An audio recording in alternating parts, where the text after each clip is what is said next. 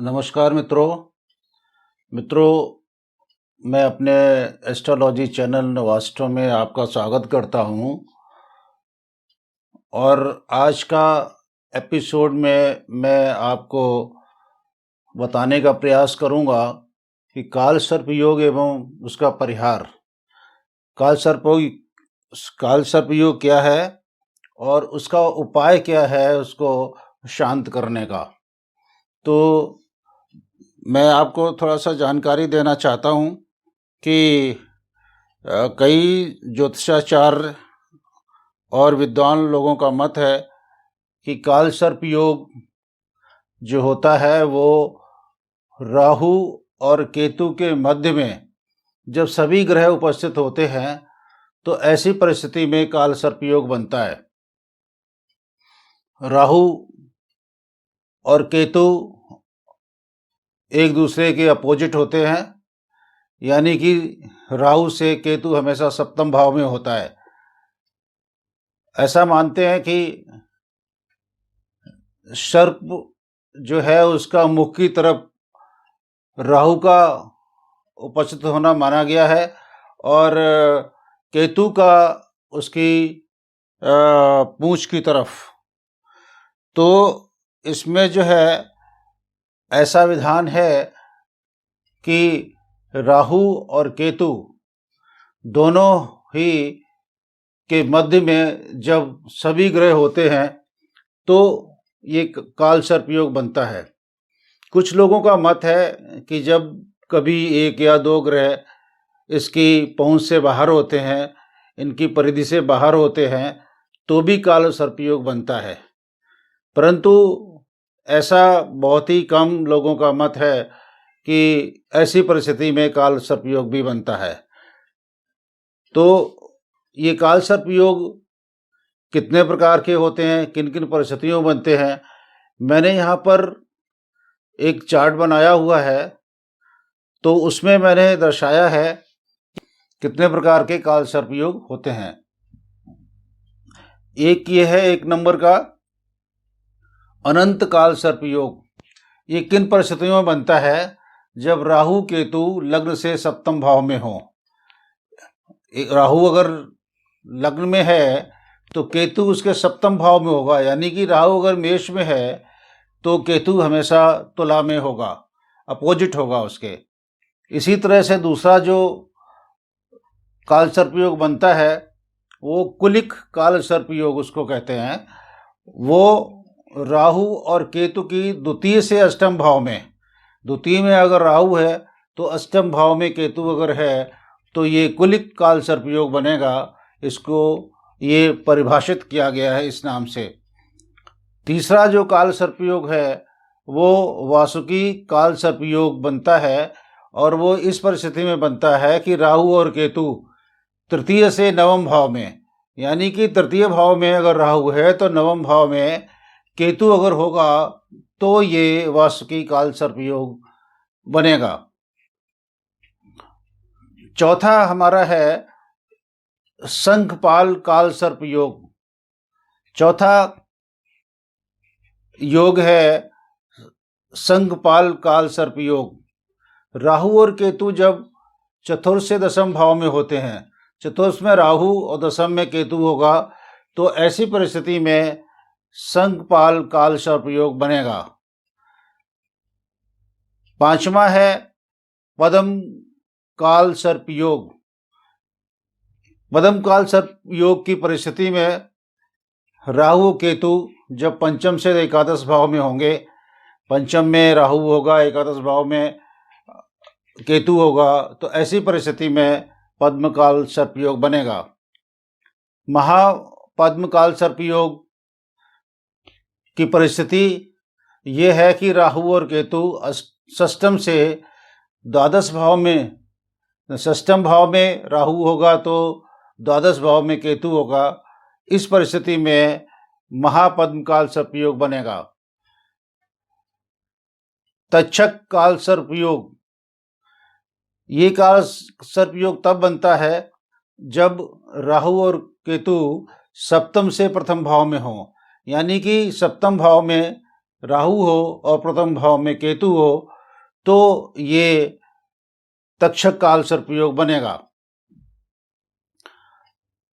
काकेटिक काल सर्प योग, ये राहु और केतु की स्थिति जब अष्टम से द्वितीय भाव में हो, यानी अष्टम में राहु और द्वितीय भाव में केतु, तो ये काकेटिक काल सर्प योग बनेगा।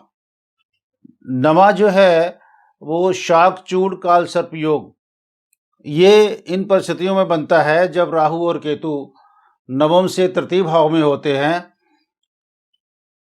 तो ये शाकचूड़ काल सर्प योग बनता है। घातक काल सर्प योग, ये राहु केतु की उस परिस्थिति में बनता है जब राहु दशम से चतुर्थ भाव में हो।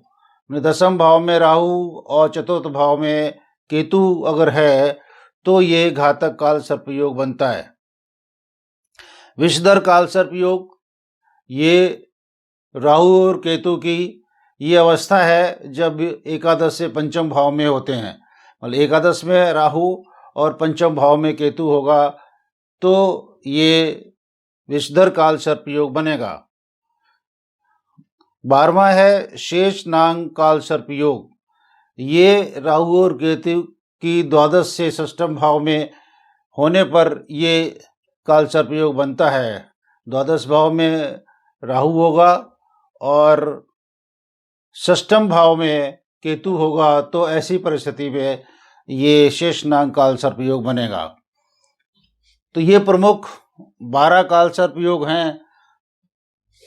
इनका बहुत गुणदोष भी हैं कि किस काल सर्प योग के क्या क्या गुण हैं और दोष हैं। हालांकि गुण तो इसके कोई भी नहीं होते, ये कष्टदायी होता है और कोई भी काल सर्प योग हो ये सभी कष्टदायी माने जाते हैं। और ऐसा माना जाता है कि कुछ लोगों के काल सर्प योग होने के बावजूद भी बहुत अच्छे परिणाम उनको मिले, उनके लिए सफल रहा है काल सर्प योग का होना। कई हमारे राजनीतिज्ञ भी हैं, उसमें फिल्म इंडस्ट्री के लोग भी हैं, लेखक भी हैं, बहुत सारे लोगों का उदाहरण है जिनका काल सर्प योग होने के बावजूद भी उन्होंने सांसारिक सुख की ऊंचाइयों को छुआ है।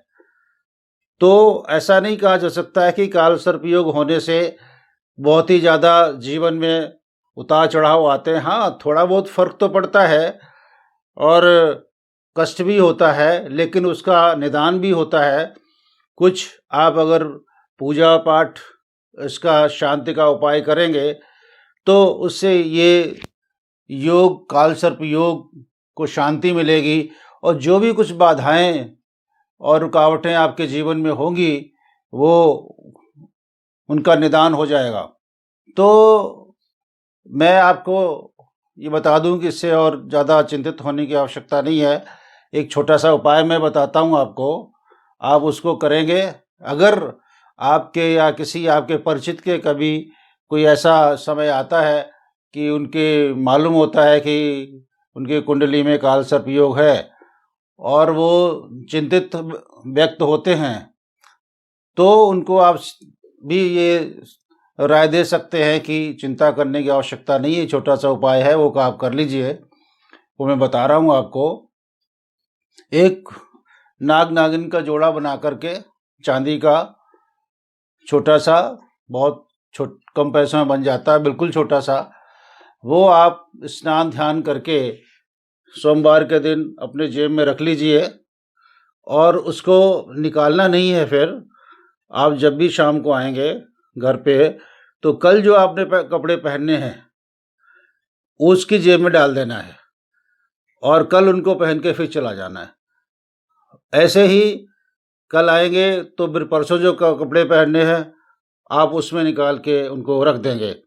ऐसा ही ये क्रम चलेगा लगभग 3 हफ्ते, और 3 हफ्ते के बाद आप उन सोमवार के दिन जाकर के मंदिर में वो शिव जी को समर्पित करेंगे। पूजा अर्चना करेंगे, ध्यान करेंगे उनका, और शांति के लिए उनसे प्रार्थना करेंगे काल सर्प योग की, और ये मन में भाव रखेंगे, विश्वास भी रखेंगे, तो आपका ये काल सर्प योग की शांति अवश्य हो जाएगी। एक छोटा सा मंत्र भी है जो आप चलते फिरते अपना सुबह को स्नान ध्यान करके जितना भी आप जप सकते हैं आप जपिए। ये मैंने नीचे लिखा हुआ है, यहाँ पर आप देखेंगे, यहाँ पर लिखा हुआ है मैंने, ओम जूम सह, ओम जूम सह। ये मंत्र का आप जाप करते रहे तो इससे भी आपका काल सर्प योग का जो कष्ट होगा, जो दोष होगा, वो आपका निवारण होगा और आपको सफलता मिलेगी, शांति मिलेगी, सुख मिलेगा। तो दोस्तों, ये काल सर्प योग का एक विषय है जिसको मैंने आपके सामने रखा, और ये बहुत चिंतित होने वाला विषय नहीं है। तो मेरा ये एपिसोड आप देखेंगे तो आपको जानकारी मिल जाएगी कि इससे और चिंता करने का विषय नहीं है। आप ये थोड़ा सा उपाय कर लेंगे तो आपका ये काल सर्प योग की शांति हो जाएगी और आप निश्चिंत रहेंगे, सुखी रहेंगे।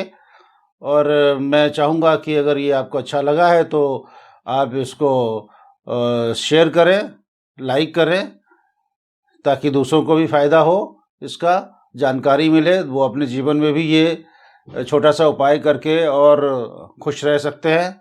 और मेरे इस चैनल को सब्सक्राइब ज़रूर करें प्लीज़। धन्यवाद।